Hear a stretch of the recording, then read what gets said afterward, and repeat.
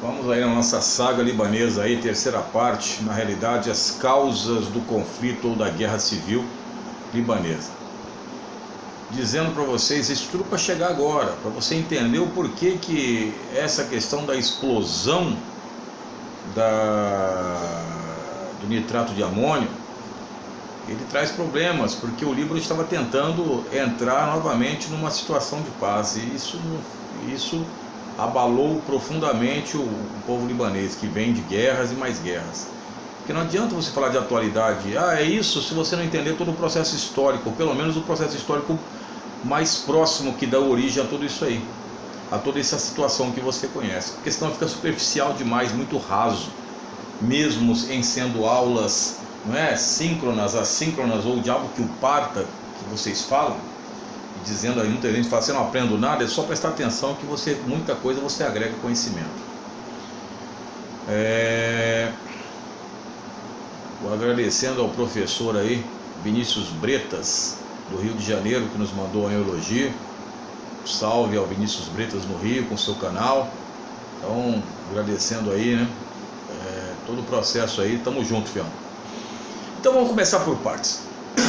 Como eu falei para vocês, outrora o Líbano foi considerado a Suíça do Oriente Médio, local de turismo, local de grandes organizações bancárias europeias, tinham algumas filiais na região de Beirute, no Líbano. Beirute era uma cidade cosmopolita praticamente, recebia gente de vários locais, não é? Você, mesmo tendo caldeirão, passava-se bem. Entretanto, o mundo muda, as situações vão sendo mudadas. Nós vamos dar aqui as situações que levam e depois vamos explicar aqui as causas mais profundas anteriores a isso. O que vai levar? O que vai isso aqui? O que vai levar a isso aqui? Então, a primeira causa é a tomada de consciência dos muçulmanos de sua dominância numérica e seu local dentro de uma pirâmide econômica e etária dentro do Líbano.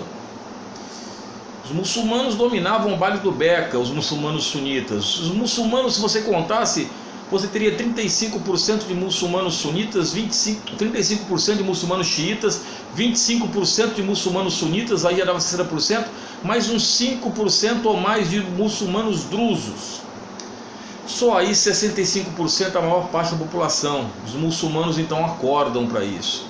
As milícias muçulmanas depois vão ficar uma força muito grande dentro do processo. As milícias drusas, xiitas e sunitas na guerra civil do Líbano vão atuar muito. A entrada de palestinos, que começaram a entrar em 48 e depois a partir da década de 1970, e nós vamos ver depois aonde essa entrada foi. Por que a partir da década de 1970 os palestinos foram em grande massa para o Líbano? Os desdobramentos dos conflitos árabes e israelenses, principalmente da famosa Guerra dos 6 Dias. Nós vamos falar aqui os desdobramentos, o que causa todo esse processo, para você entender que dentro do processo geopolítico existem emaranhados profundos que estão ligados. Então não dá para você falar, é isso, ponto. Não dá, mano, não é assim que funciona.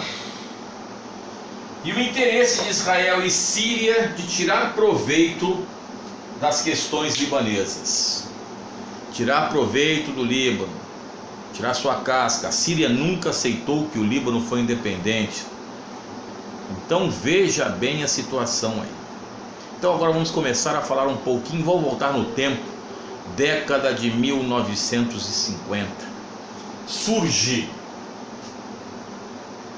um órgão, uma organização chamada Al-Fatah, que segundo alguns significa vencer, conquistar, e se você fizer o acrônimo ao contrário, Rataf significa morte, não é?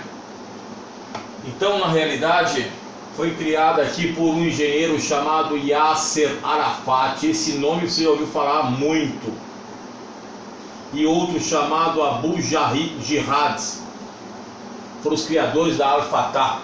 A Al-Fatah, ela vai ser criada e vai depois ser o chamado braço armado da famosa OLP, E a OLP vai ser criada em 1964, a Organização pela Libertação da Palestina. Essa organização vai ter o reconhecimento da famosa Liga Árabe, que reconhece essa organização como a verdadeira representante do povo palestino. E cabe a Al-Fatah fazer o trabalho sujo, ou seja, os ataques mais cruciantes, os ataques mais duros, né, armamentos, etc. Então, ali começa, dentro de Israel, que tinha sido criado em 1947, e já passava então já começava a se desenhar uma nova guerra entre judeus e palestinos. E essa guerra, vocês têm que lembrar que naquela época, para vocês lembrarem historicamente, nessa época nós tínhamos no Egito um indivíduo chamado Gamal Abdel Nasser. Gamal Abdel Nasser, como eu já falei aqui outrora, em livros de história do futuro, ele será lembrado como um dos grandes líderes do século XX. Já falei que ele foi a uma conferência em 1955, a conferência de Bandung, onde ele, Jawaharlal Nehru e Marechal Tito, eles se destacaram e propuseram uma terceira via, um terceiro caminho a ser seguido para não ficar subordinado às superpotências. Na realidade propuseram isso, mas infelizmente não é bem assim que acontece. Nós temos no nosso canal 4 vídeos sobre a paz na Bósnia, onde nós falamos um vídeo só sobre o Marechal Tito. Então Nasser, ele vai defender o que nós chamamos de pan-arabismo, os povos árabes unidos, né? A nacionalização. Você sabe que em 1956 aconteceu a Guerra do Suez, porque o Egito nacionalizou o canal de Suez, que pertencia na época à França e ao Reino Unido, e isso abalou as estruturas, porque o Egito foi declarado vencedor. Assim, temos um pequeno vídeo onde falamos sobre a Guerra do Suez no nosso canal. Pode só colocar a Guerra do Suez, que aparece ali, que foi o segundo conflito árabe-israelense, se não me falha a memória. Então o que acontece? A OLP, ela então é reconhecida pela Liga Árabe, e em 67, meu filho, 67, vai acontecer uma guerra que vai determinar ali o grande poderio de Israel no Oriente Médio, a Guerra dos 6 Dias. Isso também nós temos em nosso canal num vídeo informal, onde nós colocamos isso. Foi o maior expansionismo de Israel. É nessa guerra que Israel anexa a península do Sinai, do Egito, anexa a faixa de Gaza, do Egito, anexa a região da Cisjordânia, da Jordânia, e anexa Jerusalém oriental, também da Jordânia. E quem vai adentrar com as tropas, se não me falha a memória, em Jerusalém Oriental, vai ser um indivíduo que vai ser, vocês vão ouvir falar muito dele depois, Ehud Barak, que é considerado o herói nacional para Israel. Ehud Barak. Depois surge a situação de Israel, a capital indivisível. E dentro desses processos, quando Israel toma aquilo, a OLP, Organização pela Libertação da Palestina, e vários palestinos, vários Fedaim, que são lá os guerreiros, os Fedaíns, que são os membros, né, ativos ali da OLP, que vão para o pau. Eles partem para a capital da Jordânia, que é Amã. Os palestinos sempre tiveram a proteção de Gamal Abdel Nasser e a simpatia de Nasser. Então, Arafat, o pessoal parte para Amã. O que vai acontecer? Acontece que isso causa incômodo a Israel. E outro general que você já ouviu falar muito, chamado Ariel Sharon, num dos seus discursos diz o seguinte ao rei Hussein da Jordânia, né? Ele fala o seguinte: ou você dá um jeito nessa OLP, não falou desse jeito, né, meu filho, mas é para você entender. ou nós vamos invadir a Jordânia. Então, dentro de um processo todo, aí os palestinos começam a fazer suas manifestações dentro de Amman, convocam greves em Amman e por aí vai. Nasser morre, Yasser Arafat, já desgastado, perde o apoio, e de setembro de 1970 até julho de 1971 começa então um grande massacre que matou cerca de 10 mil palestinos, talvez, segundo Arafat mais de 20 mil, que foi o massacre chamado Setembro Negro, quando em 1970 o massacre chamado Setembro Negro, ele fez então, o massacre de palestinos na capital da Jordânia, Amman. E para onde foi grande parte de palestinos? Para o Líbano. Para o Líbano, olha bem o Líbano. Aí, a partir daí, os palestinos começaram a influenciar sobremaneira os muçulmanos, alertando-os que eles, na realidade, eles eram a maioria dentro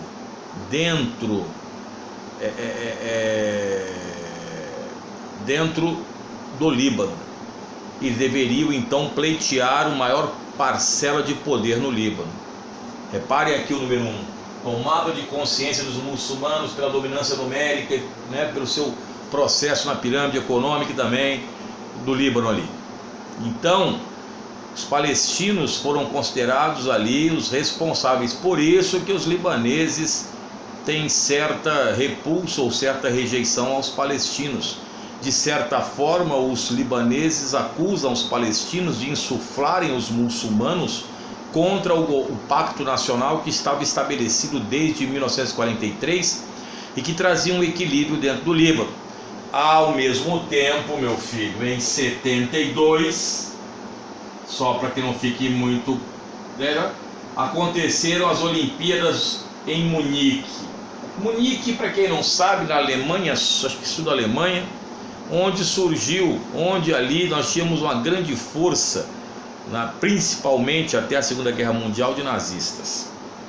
E ali um grupo terrorista palestino que se autodenominou Setembro Negro, em homenagem àqueles que morreram no massacre na Jordânia. Esse grupo palestino culpa quem? Israel, pela pressão que fez ao rei Hussein. E esse grupo palestino vai fazer refém 11 pessoas da delegação israelense, 6 treinadores e 5 atletas. Serão mortos 17 pessoas pelo grupo Setembro Negro terrorista palestino. Então teremos a morte de 17 pessoas, 11 pessoas da delegação de Israel, um policial da Alemanha Ocidental e mais 5 guerrilheiros. E tem um filme interessante chamado Munique, que mostra que, se não me falha a memória, posso estar enganado, Ehud Barak comandava o serviço secreto de Israel, uma parte do serviço secreto, o Mossad, e eles foram buscar os membros do Setembro Negro que tinham escapado e mataram todos, se não me falha a memória. Assistam Munique, é um filme interessante, dá sono, mas é interessante. Bom, filhão, o que acontece? A OLP então vai para Beirute, no Líbano, insufla os muçulmanos, e uma bela hora um ônibus levando muçulmanos e palestinos é atacado no Líbano, e os muçulmanos acusam então a chamada falange maronita, falange de cristãos maronitas. Então, a partir de 1975 teremos a Guerra Civil do Líbano. E agora nós vamos falar no próximo vídeo da Guerra Civil do Líbano um pouco, o começo dela, né? A Guerra Civil do Líbano foi de 1975 a 1990, e os atores dessa guerra, o surgimento do mais poderoso grupo provavelmente terrorista ou fundamentalista do planeta, o Hezbollah, não é? Então nós vamos tentar fazer de uma forma didática isso aqui para tentarmos terminar essa questão do Líbano, meu filho. Tentarmos, né? Porque é difícil. Para você entender que são países que no Oriente Médio, nossos companheiros do Oriente Médio, são países que passam por várias conflagrações, tanto externas como guerras externas, como as guerras civis. Então daqui de onde nós estamos no Brasil, você desculpa, às vezes eu falo assim, um indivíduo fala assim, São Paulo e Rio mata mais, é uma guerra civil. Não é bem assim, amigo. Guerra civil é um pouco pior, tá? A guerra civil, a guerra intestina, você acaba alguns padrões, nós não estamos acostumados a uma guerra civil, tá? Então vamos deixar bem claro isso, porque da boca para fora é uma coisa, agora um país que de extensão diminuta e passando por grandes fratricídios não é fácil. É o caso da Bósnia, que nós falamos num vídeo nosso. Mas por aqui, cola conosco. Vamos tentar fazer o quarto vídeo para falar disso e também falar do famoso grupo Hezbollah, que hoje, segundo alguns, seria um dos responsáveis pelas explosões, pela má compartimentação, o que o Hezbollah fazia com esse nitrato de amônio, etc, etc, etc. Cola conosco. Tamo junto, já Elvis, e o cansaço vai, já são 9 horas da noite, tarde e noite.